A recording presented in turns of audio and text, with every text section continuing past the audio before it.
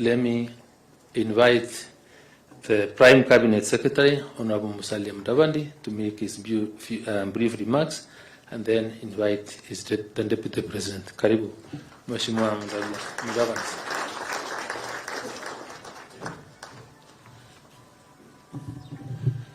Your Excellency, the President of the Republic of Kenya, Honorable William Samoei Ruto, the Deputy President, Rigathi Gachagua, my colleagues in government, and my good friend Jaffa and your entire team, your family, and the Greenback handling team.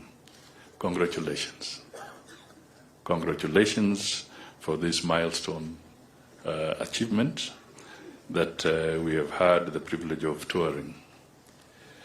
Your Excellency, I first met Mr. Jaffa in the 90s when I was at the Treasury through a good friend, the late Matthias Kea. He's the one who introduced me to Jaffa. Jaffa had a dream. He translated into a plan, and it is now a reality.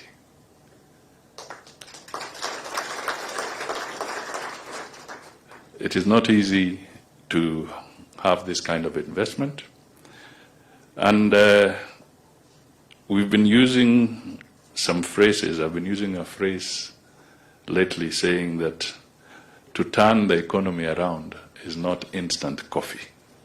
It's not like brewing instant coffee. And I want to repeat exactly that.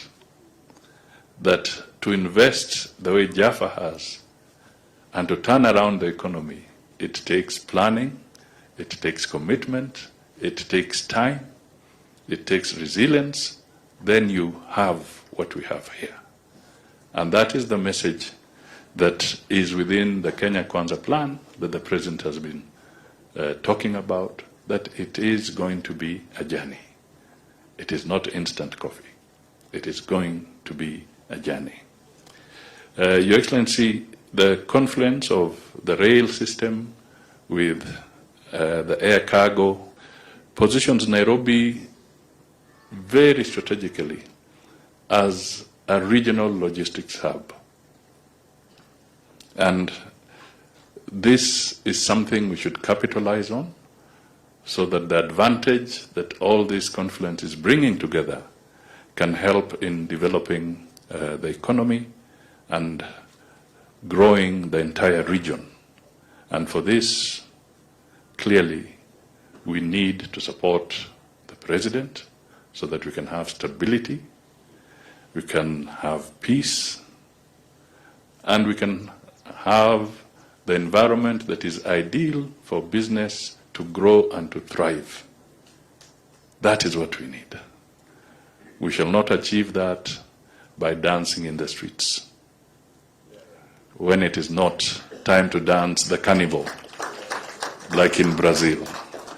We must be clear that we need a very, very clear plan and a clear, stable nation. So, Jaffa, thank you for having confidence in this nation. Thank you for putting your money where your words are.